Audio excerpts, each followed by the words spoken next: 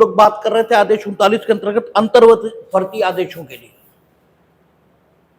और अंतर्वर्ती आदेश की जो विशेषता आपको बताई गई थी वो ये कि ये रिलेटेड टू सब्जेक्ट मैटर होते हैं।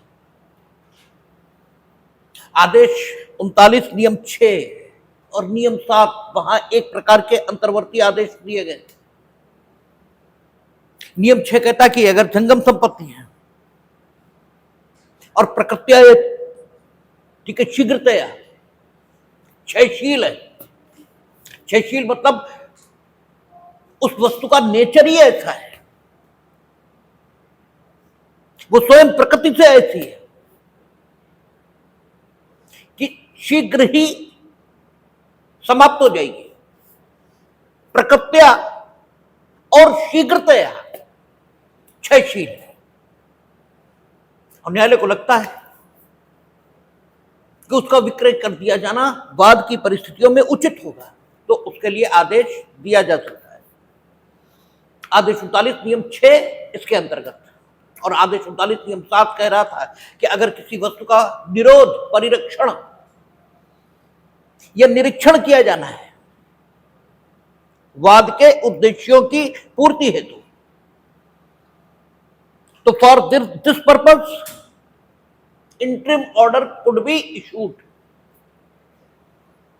और जब ये इंटरिम ऑर्डर इशू किए जाएंगे आदेश 39 नियम 7 के अंतर्गत, तो का खा गा उसमें कुछ सप्लीमेंटल ऑर्डर्स ये भी इशू किए जाएंगे कि जैसे कि वो व्यक्ति जिसे निरीक्षण, परिरक्षण अथवा संरक्षण के लिए आदेशित किया गया है वो उस संबंधित भूमि पर या उस संबंधित भवन पर प्रवेश कर सके आधिकारिक तौर पर, जिसमें संबंधित वस्तु जिसका निरीक्षण, निरोध या परिरक्षण चाहा गया है वो रखी हुई है।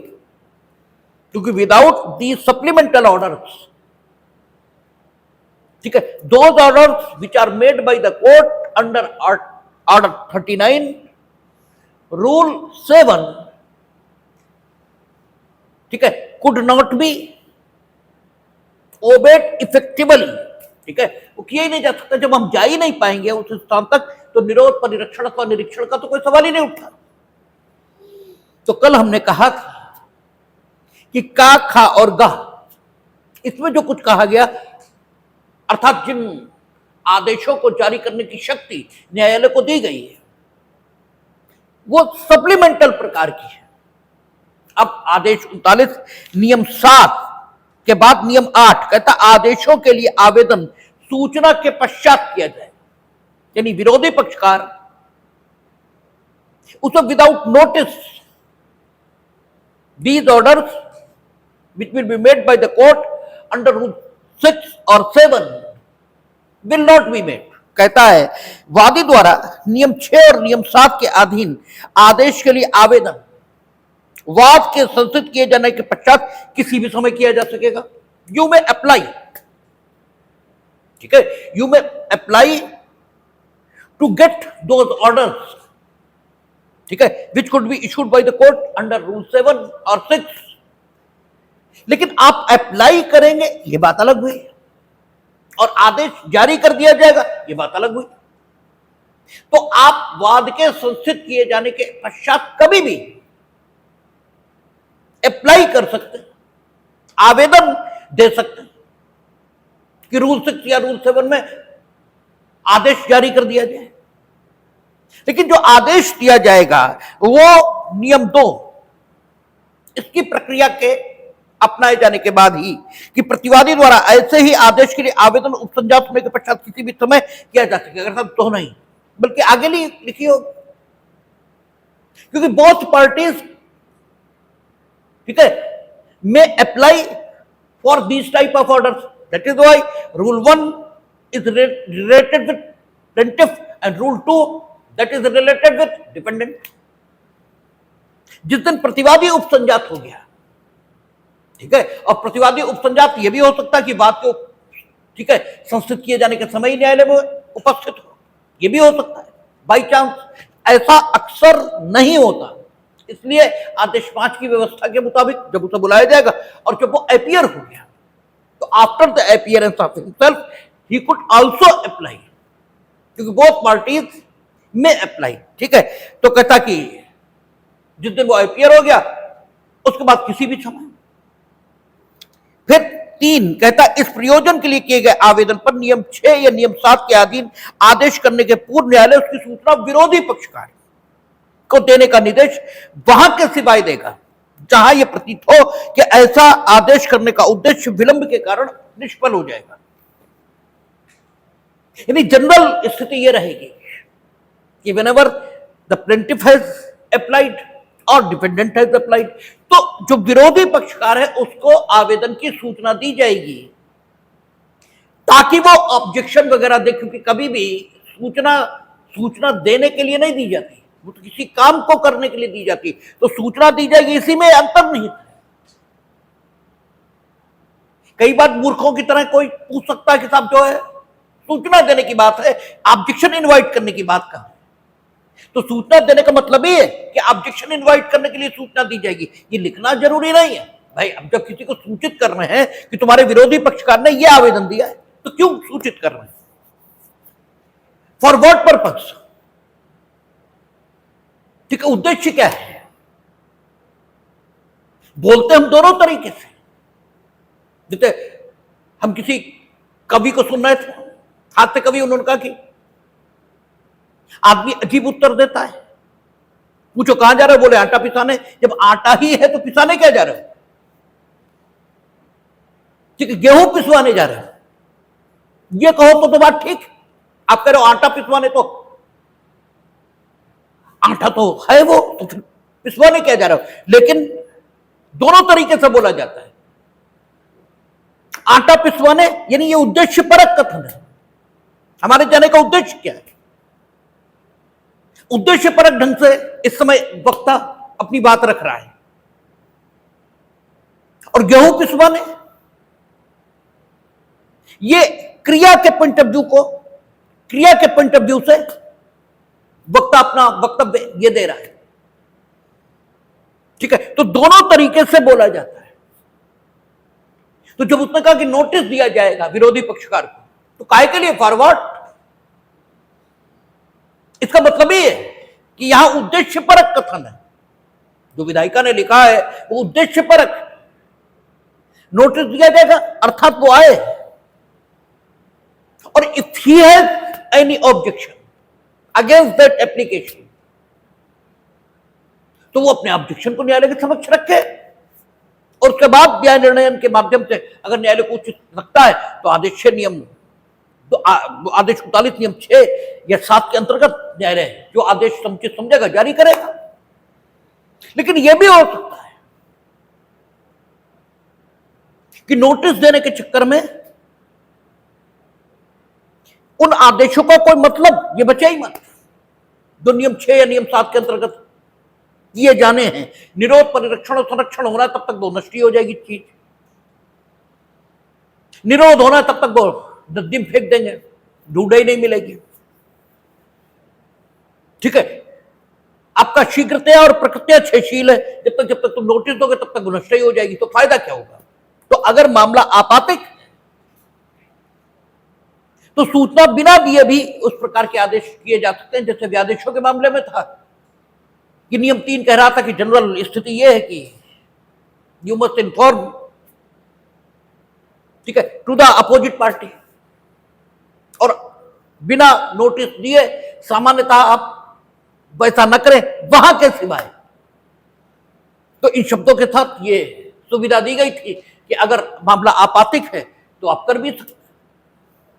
तो वही स्थिति यहां रखी गई है नियम 6 और नियम 7 संबंधी आदेशों की। तो इसका मतलब यह हुआ कि नियम 6 और नियम 7 इसमें आदेश जारी करने की शक्ति है, और नियम 8 में अंतर्वर्ती आदेशों को जारी करने की प्रक्रिया है। ठीक है, ऐसे भी याद करना पड़ेगा कि नियम 6 और नियम 7 आदेशों को जारी करने की ताकत यह न्यायालय को दे रहे हैं, और नियम 8 के अंतर्गत उस ताकत के उपयोग किए जाने की प्रक्रिया, प्रोसीजर यह दिया गया है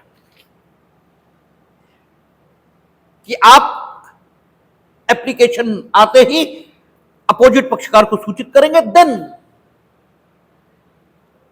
आदेश देंगे।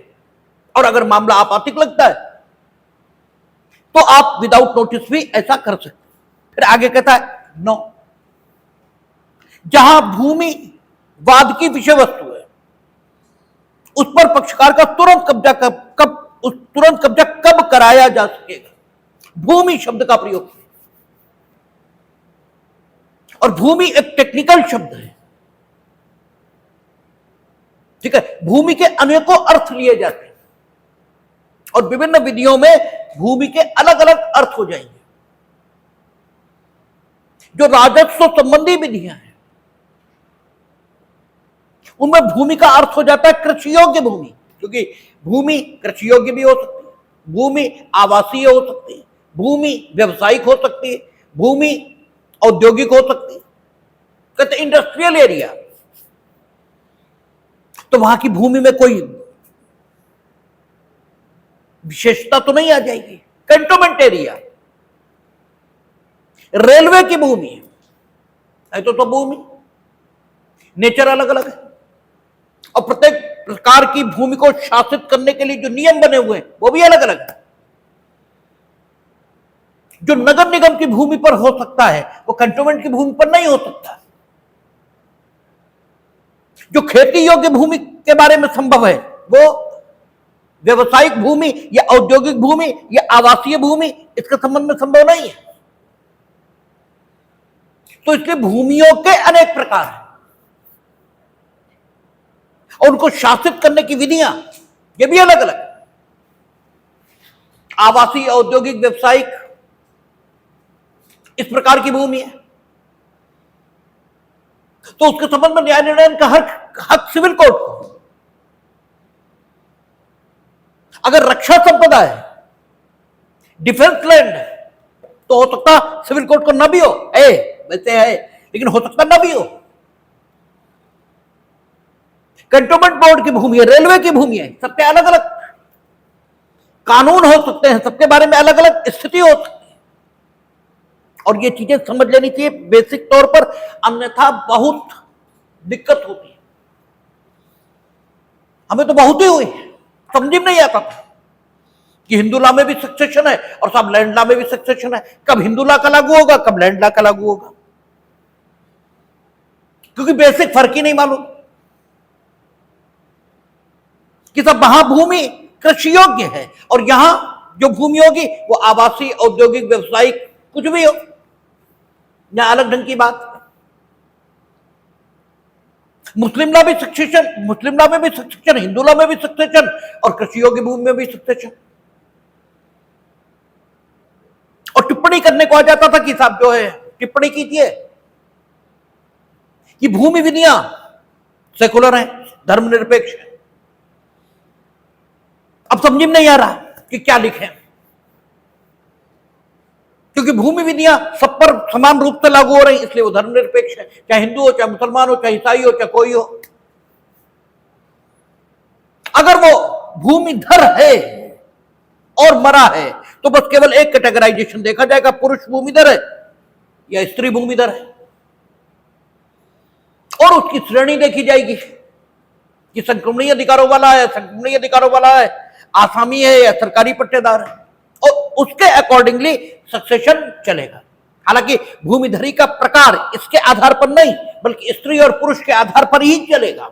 ज्यादा सही बात यह है, क्योंकि जिस श्रेणी का भूमिधर होगा उसी श्रेणी का सक्सेशन उसके उत्तराधिकारियों को प्राप्त हो जाएगा। संक्रमणीय अधिकारों का तो संक्रमणीय अधिकार उसके उत्तराधिकारियों को प्राप्त होगा, असंक्रमणीय अधिकार है तो जिस तरह का है उसी तरह का रहेगा। मोटा क्लासिफिकेशन स्त्री और पुरुष का आएगा,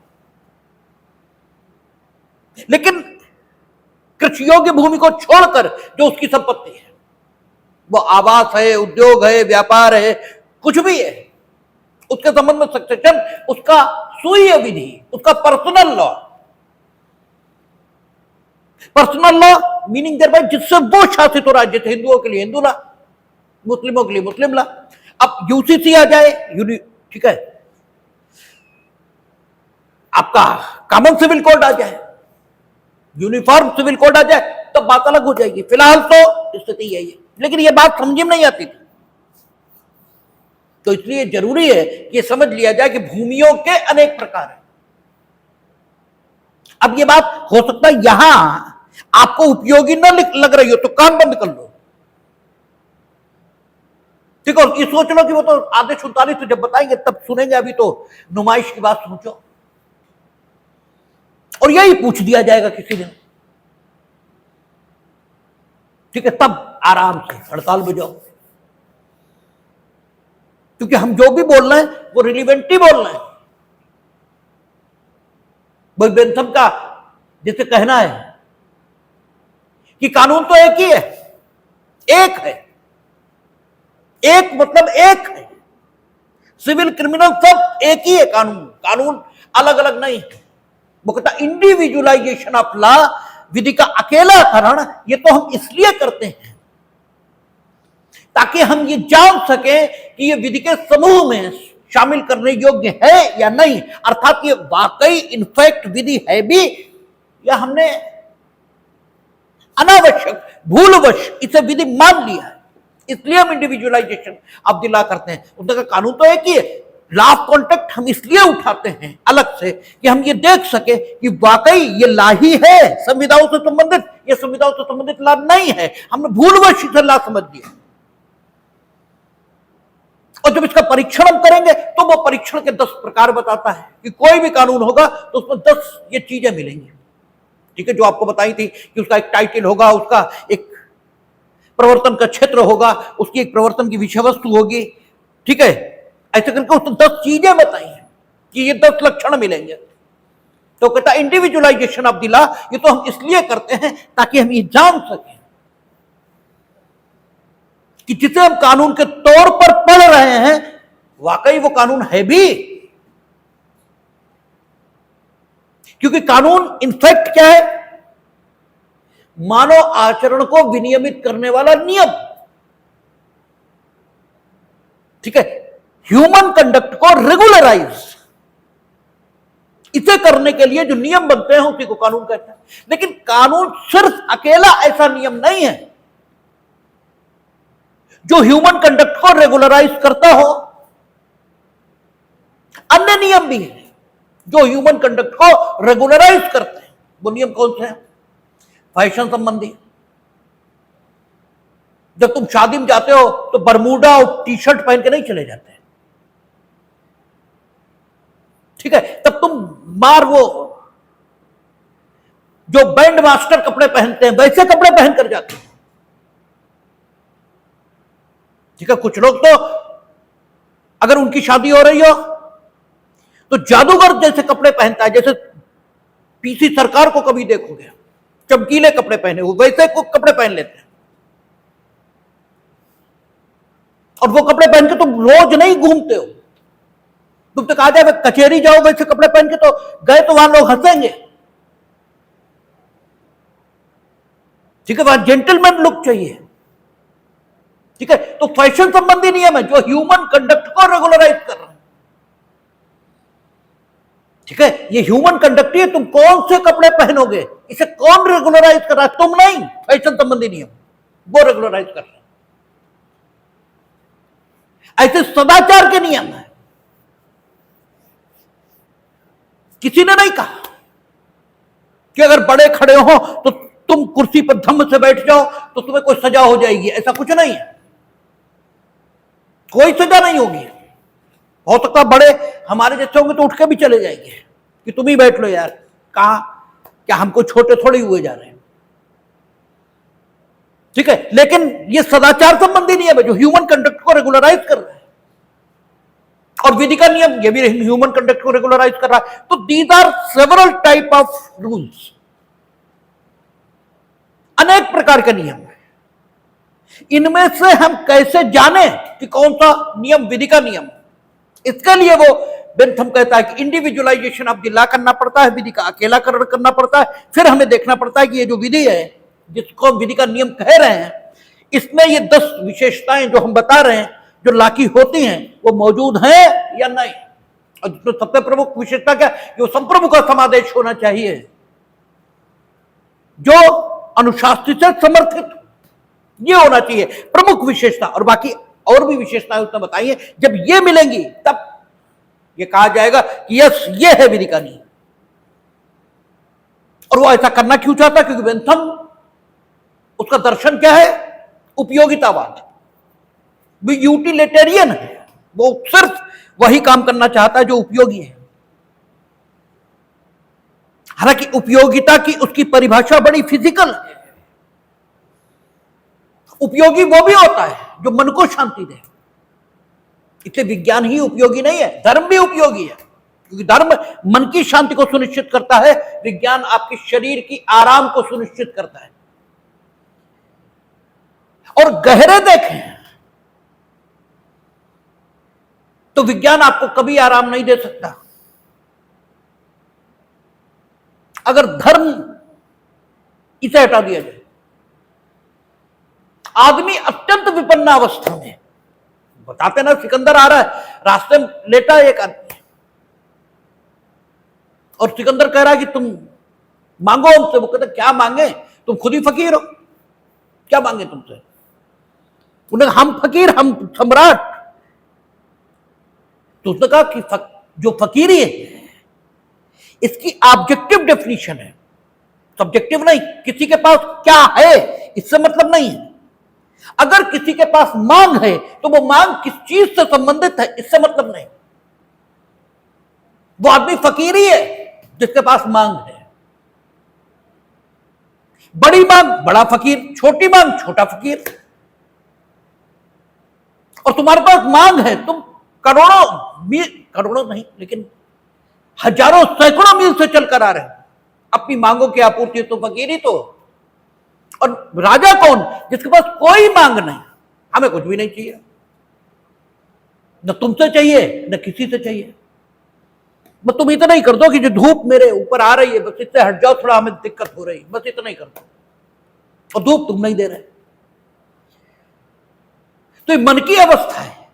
अत्यंत खराब स्थितियों में भी व्यक्ति शांत हो सकता है, आराम में हो सकता है, और अत्यंत सुविधाजनक स्थितियों में भी व्यक्ति कठिनाइयों में हो सकता है। लोगों को मखमल के गद्दे उपलब्ध हैं लेकिन नींद उपलब्ध नहीं। और नींद इसका कोई पैसे से संबंध नहीं, इसका मन की शांति संबंध है। मन की शांति का संबंध धर्म से है। ठीक है, तो बेंथम उपयोगितावादी है। बेंथम जिस उपयोगितावाद की बात करता है वो बड़ी फिजिकल है, वो बड़े मेटेरियलिस्टिक है, लेकिन करता तो है ही।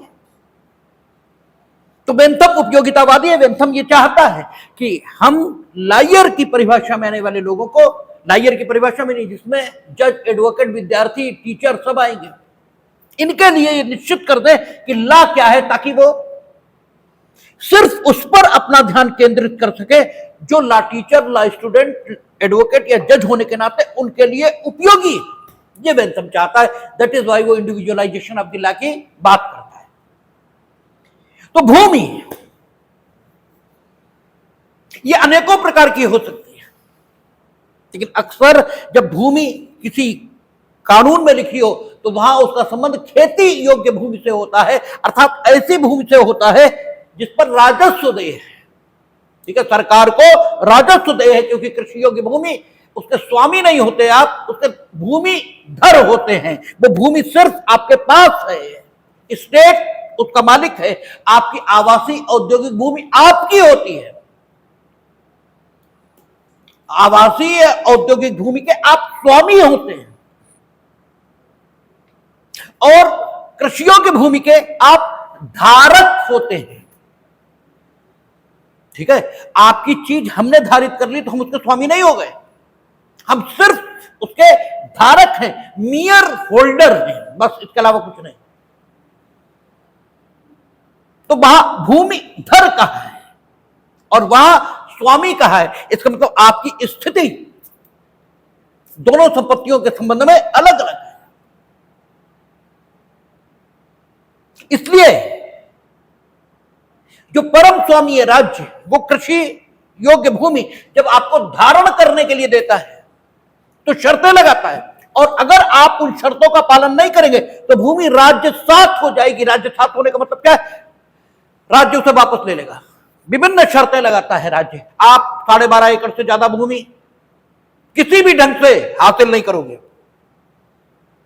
किसी विदेशी को नहीं दोगे, अनुसूचित जाति के हो तो ऐसे व्यक्ति को नहीं बेचोगे जो अनुसूचित जाति का न हो, आदि आदि विभिन्न शर्तें। स्वयं खेती करोगे, अगर इनमें किसी का भी उल्लंघन हुआ तो भूमि राज्य में फिर से निहित हो गई, ऐसा माना जाएगा। ठीक है, निहित हो गई, और निहित हो गई मतलब जो मर गया वो मर गया, जो बच गया बाकी खत्म हो गई, निहित हो गई, ये मानेंगे। विभिन्न शर्तें लगाता है, और साथ ही साथ आपको याद रहे कि भूमि आपकी ने इसके लिए माल गुजारी, राजस्व ये आपसे वसूलता है। आवासीय औद्योगिक भूमि, उस पर टैक्स लगता है, टैक्स अलग बात है। ठीक है, टैक्स तो हम इसलिए लगा रहे हैं कि भाई तुम इतना पैसा पैदा कर रहे हो, कुछ दो, दूसरों के लिए भी दो। तुम इस राज्य में रह रहे हो, यहां की सुविधाओं का उपयोग कर रहे हो, अपने घर में तुम रह ही नहीं पाओगे अगर हमारी पुलिस ना हो, हमारे सड़कें ना हो, तो उसके लिए कुछ दोगे नहीं दोगे? टैक्स तो इसलिए लग रहा है। ठीक है, तो वो भूमि जिस पर राजस्व देय है, ठीक है, उसे कृषि योग्य भूमि सामान्य तौर पर इस नाम से जानते हैं। तो भूमि जिस पर राजस्व देय है, यदि उसके संबंध में अंतर्वर्ती आदेश होना है तो क्या आदेश हो सकते हैं? ठीक है, इसके संबंध में नियम 9 व्यवस्था कर रहा है। यद्यपि सामान्य नियम क्या है कि वो भूमियां जिन पर राजस्व दे, अर्थात कृषि योग्य भूमि या अन्य ऐसी कोई भी भूमि जिस पर राजस्व दे, उसके संबंध में सिविल न्यायालय को संज्ञान का अधिकार नहीं है। ठीक है, सामान्य नियम ये। लेकिन चूंकि धारा 9 में ये लिखा है कि सिविल नहीं बल्कि सिविल प्रकृति के वादों का संज्ञान, सिविल प्रकृति के, जैसे कल हमने कहा था पंद्यम के तौर के करार शून्य, तो ऐसे यहां चूंकि सिविल नहीं सिविल प्रकृति के वादों का संज्ञान लेने की अधिकारिता सिविल कोर्ट में है, इसलिए ऐसा भी हो सकता है कि वो सिविल न्यायालय जिस वाद का संज्ञान ले उसमें सिविल न्यायालय द्वारा संज्ञान लिए जाने योग्य विषयों को छोड़कर ऐसे विषय भी शामिल हों जिन पर सिविल न्यायालय संज्ञान नहीं ले सकता है, लेकिन जो विषय सिविल न्यायालय द्वारा संज्ञान किए जाने के योग्य हैं वे इतने महत्व के हों कि उनका निस्तारण किए बिना उन विषयों का निस्तारण हो ही न सकता हो जो सिविल न्यायालय द्वारा संज्ञान के योग्य नहीं है। ठीक है ना? और यदि ऐसा है, यदि ऐसी स्थिति है, तो जिन प्रश्नों पर सिविल न्यायालय द्वारा विनिश्चय हो सकता है, क्योंकि वे उस पर्टिकुलर मामले में ऐसे महत्व के हो रहे हैं कि उनका निस्तारण किए बिना अन्य प्रश्नों का निस्तारण नहीं हो सकता, इसलिए इस मामले को शुद्ध रूप में सिविल मामला न होते हुए भी सिविल प्रकृति का मामला माना जाएगा और यह सिविल न्यायालय के द्वारा संज्ञान योग्य हो जाएगा। अब यदि ऐसा मामला है तो उसमें भूमि संबंधी विधियों से संबंधित प्रश्न ये भी शामिल हो सकते हैं, और यदि ऐसा है तो सिविल न्यायालय को उन भूमियों के संबंध में जिन पर राजस्व देय है, अर्थात कृषि योग्य भूमि आदि, उनके संबंध में भी अंतर्वर्ती आदेश जारी करने की जरूरत पड़ सकती है। ठीक है ना? उस संभावना को नकारा नहीं जा सकता, क्योंकि सेक्शन 9 में सिविल प्रकृति के बाद ये शब्द आए हैं। इसलिए आदेश 39 नियम 9 जो लिखा गया, क्या कहता है? जो भूमि वाद की विषय वस्तु है, जो भूमि वाद की विषय वस्तु है, उस पर पक्षकार का तुरंत कब्जा कब कराया जा सकेगा? जहां सरकार को राजस्व देने वाली भूमि या विक्रय के दायित्व के अधीन भूधृति का मतलब वही हो गया भूमिधरी। ठीक है ना? जो तुम लोग कहते हो हमारे पास खेती है, तुम्हारे पास खेती नहीं है, भूधृति है तुम्हारे पास, भूमिधरी है तुम्हारे पास। ठीक है, ये जहां सरकार को राजस्व देने वाली भूमि विक्रय के दायित्व के अधीन भूधृति की विषय वस्तु है, वहां यदि वह पक्षकार जो ऐसी भूमि या भूधृति पर कब्जा रखता है, यथास्थिति सरकारी राजस्व या भूधृति के स्वत्वधारी को शोध भाटक देने में उपेक्षा करता है और परिणामतः ऐसी भूमि या भूधृति के विक्रय के लिए आदेश दिया गया है, तो उस वाद के किसी भी अन्य पक्षकार का जो ऐसी भूमि या भूधृति में हितबद्ध होने का दावा करता है, उस भूमि या भूधृति पर तुरंत कब्जा विक्रय के पहले के शोध राजस्व या भाटक का संदाय कर दिए जाने पर और न्यायालय के विवेकानुसार प्रतिभूति सहित या रहित कराया जा सकेगा। यानी आप ऐसी भूमि के, ठीक है, भूधृतिधारी हो, ऐसी भूमि के भूधृतिधारी हो जिस पर राजस्व सरकार को देय होता है, ये शब्द लिखे। और इन शब्दों का जो मतलब निकलता है कि आप कृषि योग्य भूमि या किसी अन्य भूमि के, ऐसी भूमि के जिस पर सरकार को राजस्व दे, तो सरकार को राजस्व दे कब होगा? जब मालिक सरकार होगी, तुम्हें सिर्फ धारण करने के लिए भूमि दी गई, तो भूमि भूधृति कहलाएगी। तो चूंकि सरकार को राजस्व दे, तो सरकार को राजस्व देंगे ना। या भूधृति ऐसी भी हो सकती है जो सरकार की ओर से नहीं दी गई, व्यक्ति की ओर से दी गई। जैसे हम लोग जब पढ़ेंगे लैंड लॉ, तो वहां क्या होगा कि जो संक्रमणीय अधिकारों का भूमिधर है, जो संक्रमणीय अधिकारों का भूमिधर है, यदि वो छात्र है, विधवा है, सैनिक है, यानी भूमिधर भी तो अनेकों स्थितियों के हो सकते हैं। ऐसा विकलांग है जो स्वयं कृषि योग्य कार्य अपनी भूमि पर नहीं कर सकता, तो वो किसी व्यक्ति को अपनी भूमि कृषि कार्यों के लिए दे देगा, जिसे आप लोग पटके पर उठाना कहते हो, खेती सामान्य लोग नहीं उठा सकते। लेकिन ये इस वर्ग में आने वाले लोग हैं, 10-12 लोग हैं उसमें, वो अपनी भूमि को दूसरे को खेती करने के लिए दे सकते हैं। तो दूसरा जो एक्चुअल खेती करेगा भूमि पर, उसे आसामी बोलेंगे। उसे क्या बोलेंगे? टेनेंट, आसामी। और आप कौन होंगे? ठीक है, भूस्वामी। ठीक है, आप भूस्वामी होंगे, वो आसामी होगा। और भूधृति वो जो धारण करेगा, एक्चुअल भूधृति किसके पास होगी? आसामी के पास। और उसके भूस्वामी आप होंगे, तो उसे आसामी को आपको भी राजस्व देना पड़ेगा। ठीक है ना, क्योंकि आप तय होता है ना कि इतना पैसा आप हमें देंगे और बाकी आप लेंगे। ठीक है, तो और पहले तो स्थिति जब ये 1908 में बनी, उस समय तो सरकार के और एक्चुअल जो खेतिहर था, इसके बीच में जमींदार था। ठीक है, इसके बीच में जमींदार था, और जमींदार से आप लेते थे खेती, न कि सरकार थी। तो आपको जमींदार को भी देना होता था और जमींदार सरकार को देता था। इसलिए जमींदार को मध्यवर्ती, इंटरमीडियरी, यह नाम भी दिया जाता है। जमींदार को आप जो देते थे उसे लगान कहते थे, और जमींदार जो सरकार को देता था उसे मालगुजारी ये कहा जाता था। तो इसलिए यहां पर लिखा है कि अगर भूमि ऐसी है जिस पर सरकार को राजस्व दे, ठीक है, यह भूधृति ऐसी है जिस पर किसी अन्य व्यक्ति को, सरकार के अतिरिक्त किसी अन्य व्यक्ति को राजस्व दे, और आपने राजस्व नहीं दिया, ठीक है, और आपने राजस्व चूंकि नहीं दिया, तो उस भूधृति का विक्रय करके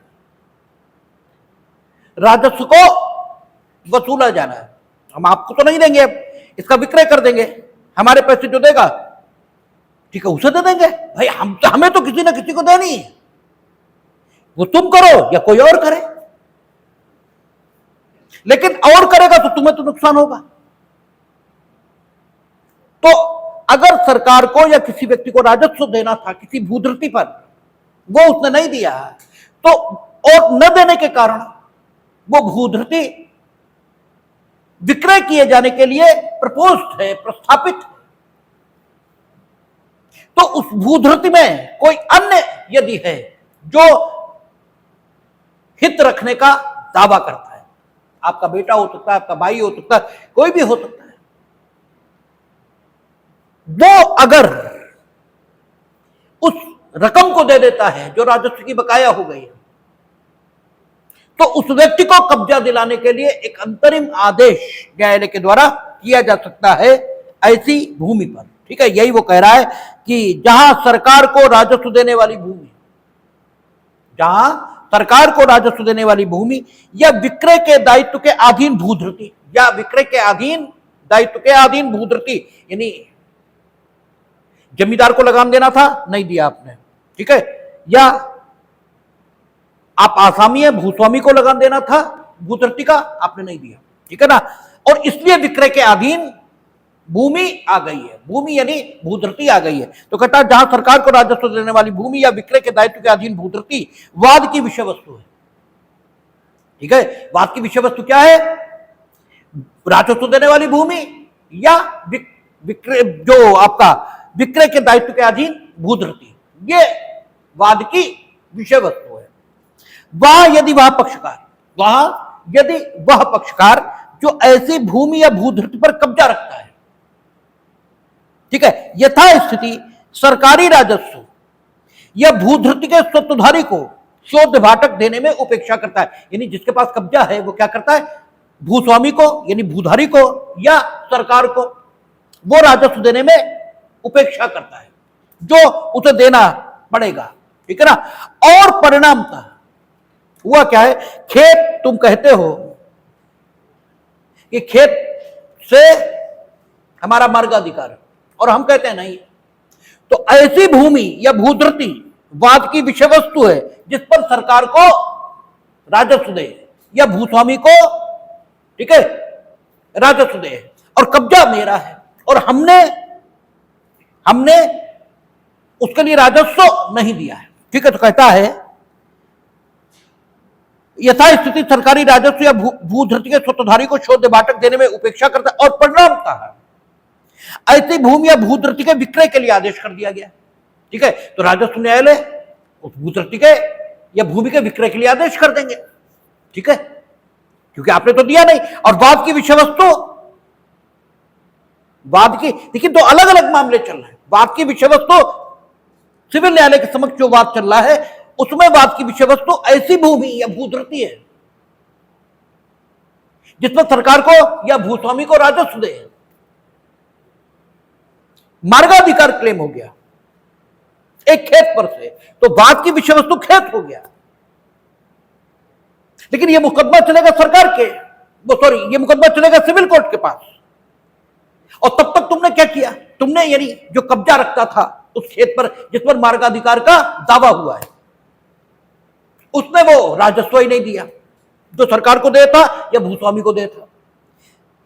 जब राजस्व नहीं दिया तो संबंधित न्यायालयों ने, संबंधित प्राधिकारियों ने जो राजस्व वसूली के लिए उत्तरदायी थे, उन्होंने उस भूमि के विक्रय का आदेश कर दिया। ठीक है ना। तो क्या होगा? परिणामतः ऐसी भूमि या भूधृति के विक्रय के लिए आदेश कर दिया गया है, तो उस वाद के किसी भी अन्य पक्षकार द्वारा, यानी जो मार्गाधिकार क्लेम कर रहा हो सकता वही, ठीक है, किसी भी अन्य पक्षकार द्वारा उस वाद के जो सिविल कोर्ट के समक्ष पेंडिंग है, उस वाद के किसी भी अन्य पक्षकार का जो ऐसी भूमि या भूधृति में हितबद्ध होने का दावा करता है, ये जो मार्गाधिकार का दावा कर रहा है, ये इस भूमि में हितबद्ध होने का दावा कर रहा है ना, कि मेरा मार्गाधिकार का हित इस भूमि में है, ठीक है, तो ये भी उस भूमि या भूधृति पर तुरंत कब्जा विक्रय के पहले के शोध राजस्व या भाटक का संदाय कर दिए जाने पर और न्यायालय के विवेकानुसार प्रतिभूति सहित या रहित कराया जा सकेगा।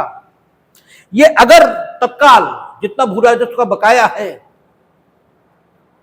वो सब दे दे तो तुरंत कब्जे में इसे लाया जा सकता है, इस पक्षकार को जो इस वाद की विषय वस्तु में हित रखने का दावा कर रहा है, इसे तुरंत कब्जे में सिविल कोर्ट ले आएगा।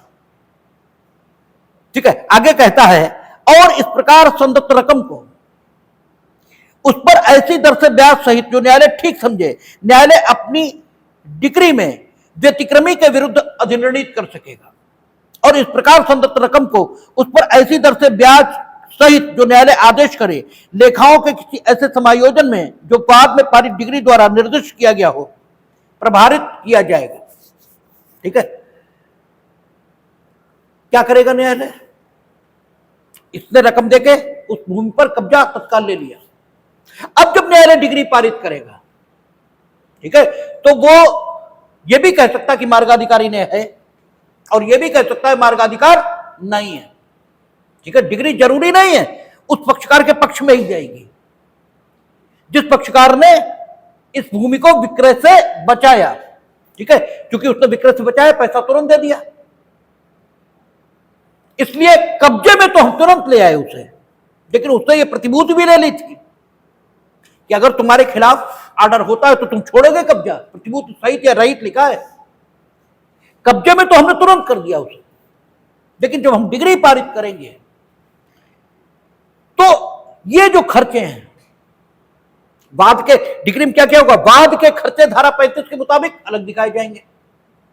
प्रतिकारात्मक और तंग करने वाली प्रतिरक्षाओं के विरुद्ध खर्चे 35 में और विलंब कारित करने के लिए 35 बी में।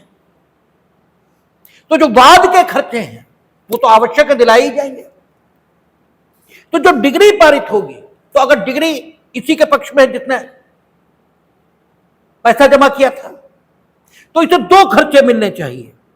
एक वो जो धारा 35 में वाद के, और एक ये खर्चा जो इसने विक्रय के लिए जो भूमि थी उसे रोकने में किया विद ब्याज।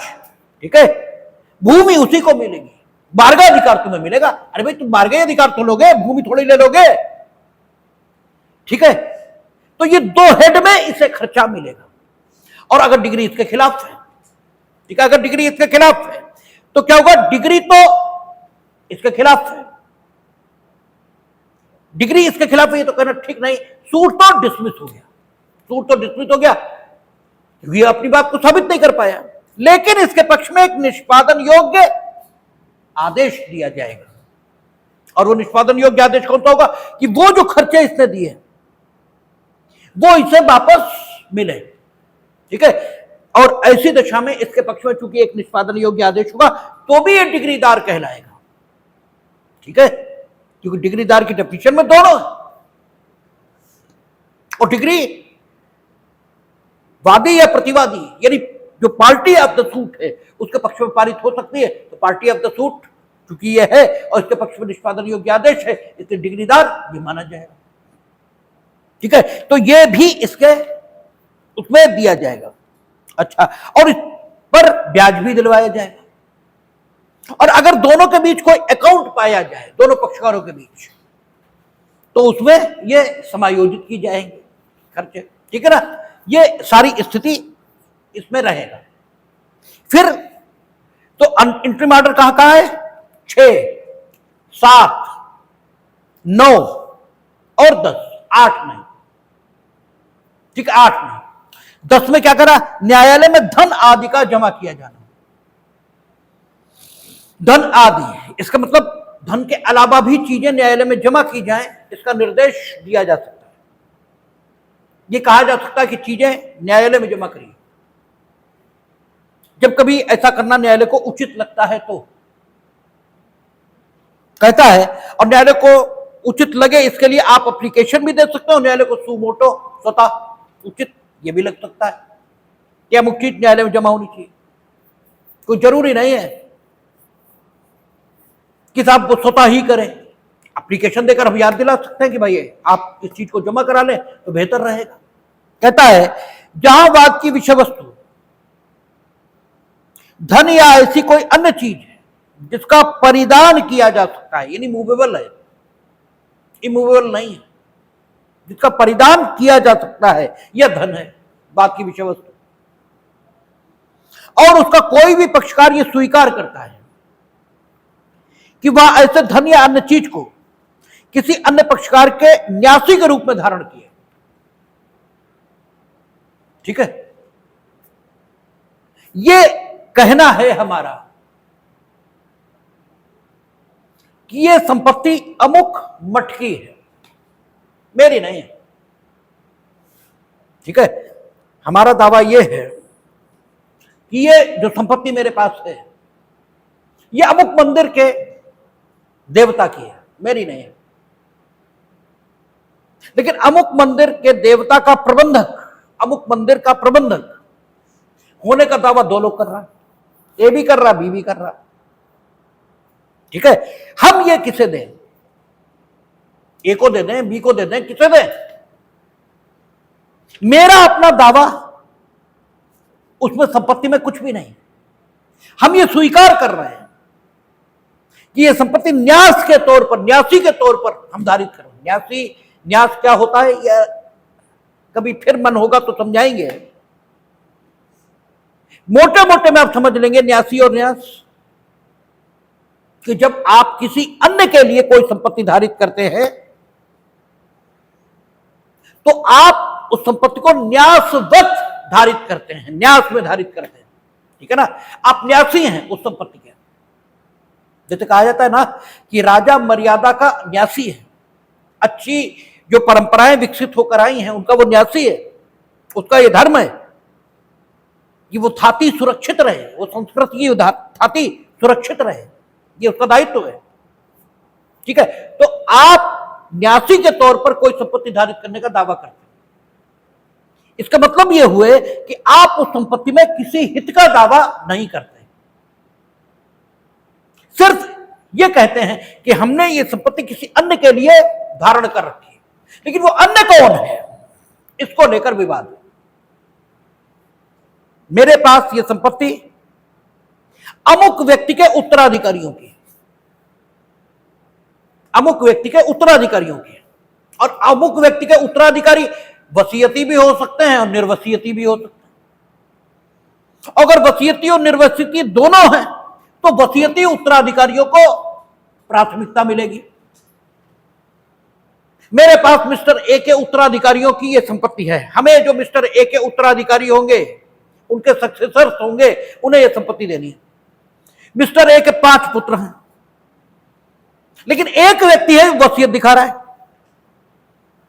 कि ये पांचों बहुत कमीने थे, इसलिए हमारे पक्ष में वसीयत है। ये अब निर्वसीयती भी उत्तराधिकारी है, वसीयती भी उत्तराधिकारी है, और यदि यह वसीयत सही है तो निर्वसीयती उत्तराधिकारी अर्थात पुत्रों पर इसे अधिमान दिया जाएगा, वसीयती उत्तराधिकारी को। लेकिन वसीयत सही हो तो अब हम ये तय नहीं कर सकते कि वसीयत सही है या गलत है, और वसीयत सही नहीं है तो हमें संपत्ति मिस्टर ए के स्वाभाविक उत्तराधिकारियों अर्थात निर्वसीयती उत्तराधिकारियों को देनी है। हम किसे दें? ठीक है, वसीयत की असलियत को लेकर मुकदमा दायर हो गया। वो लोग ना भी करें तो भी संपत्ति प्राप्त करने के लिए इस वसीयत का प्रोबेट इन्हें प्राप्त करना पड़ेगा, तो ये प्रोबेट तो प्राप्त करें। इन्होंने प्रोबेट के लिए मुकदमा दायर कर दिया और हम ये संपत्ति धारित किए हुए हैं और हम न्यासवत धारित किए हैं। हम इस संपत्ति में अन्य किसी भी हित का दावा नहीं कर रहे, हम कह रहे हैं मेरे पास ये संपत्ति न्यासवत है। तो ऐसी दशाएं यदि हैं तो न्यायालय मेरे भार को, भाई हम तब तक क्यों रखें जब तक कि ये लोग लड़ेंगे, और मेरा जीवन तब तक रहेगा ही जब तक कि प्रोबेट पर फैसला होगा, इसकी कोई गारंटी नहीं। और मेरा जीवन नहीं रहा तो मेरे उत्तराधिकारियों की नियत इस संपत्ति के प्रति क्या होगी, इसका भी कोई गारंटी नहीं, इसकी भी।